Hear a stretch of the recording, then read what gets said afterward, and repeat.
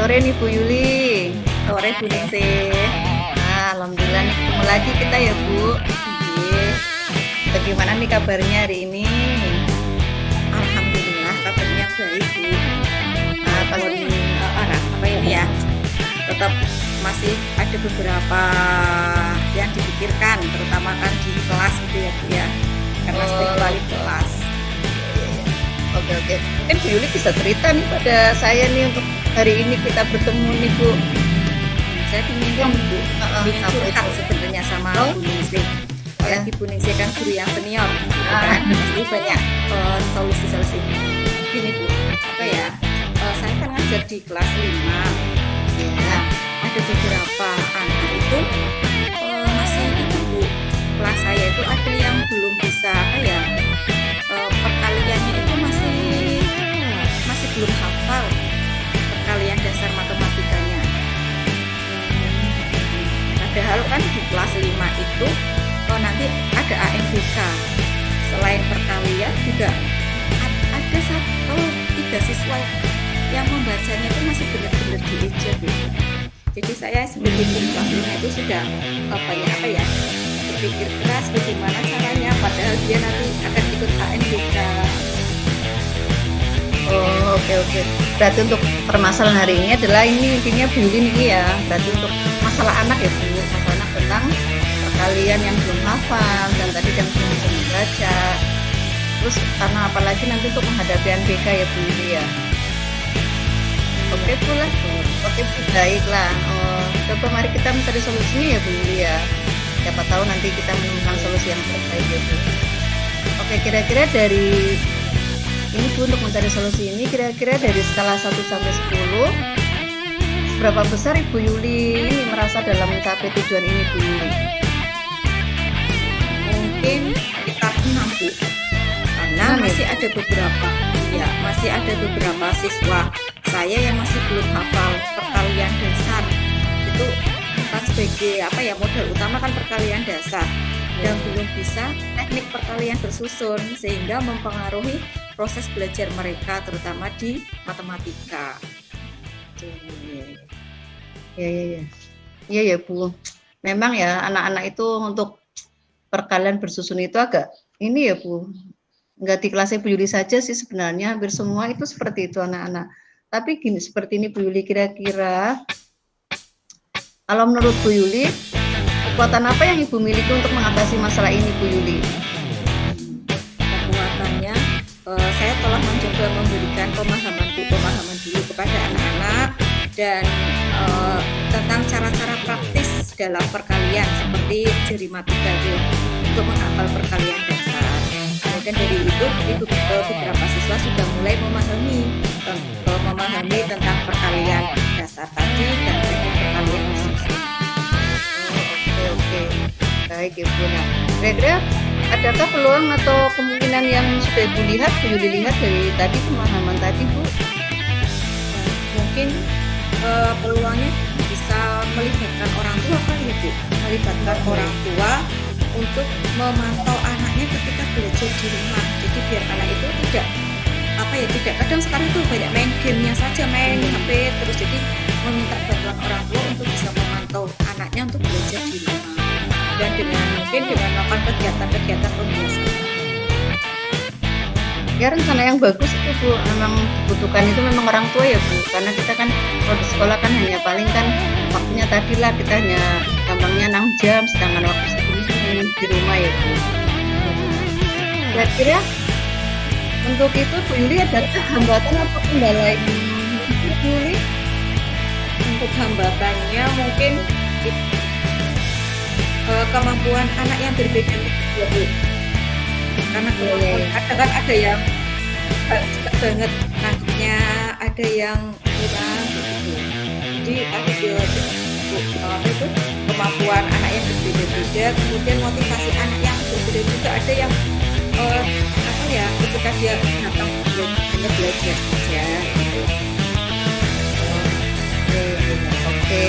Kira-kira bagaimana ya yang solusi diberikan itu?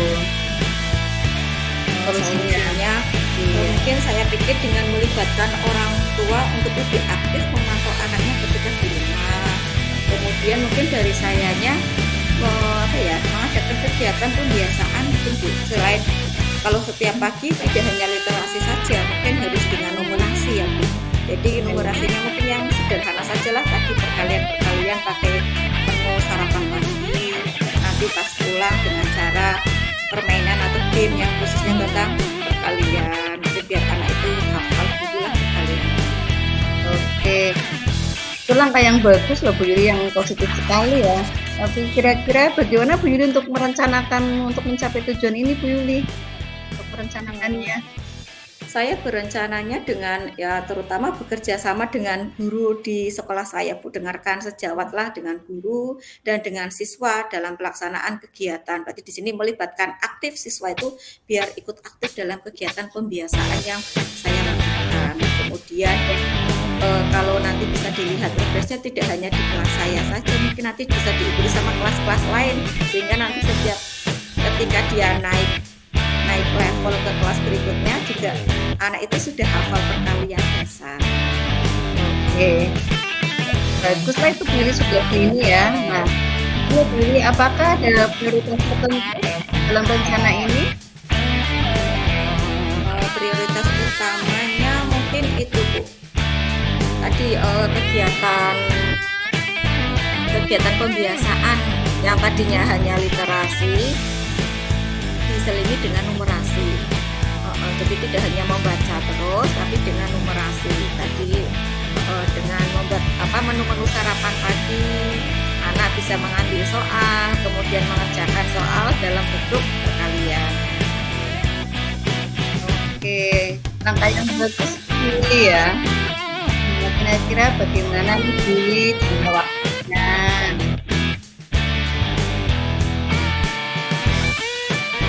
Mungkin kalau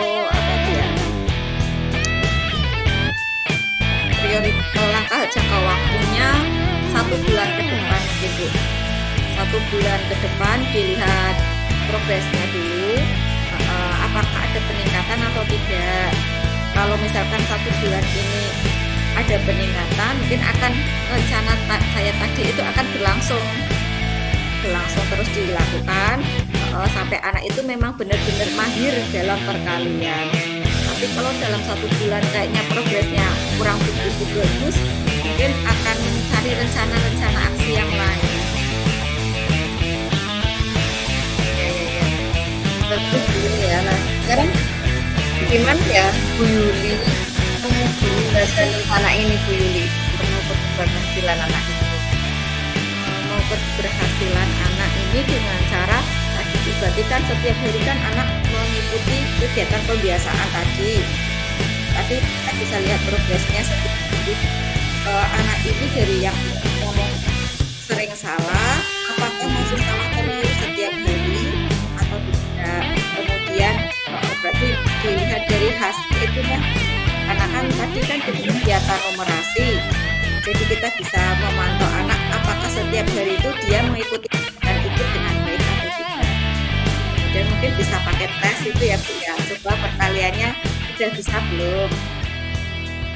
Oh, hebat itu Bu Yuli ya. Oh ya Bu Yuli, tapi untuk setiap rencana pasti biasanya ada tantangan ya Bu Yuli ya. Iya. Nah, ini bagaimana nih Bu Yuli berencana menghadapinya Bu Yuli?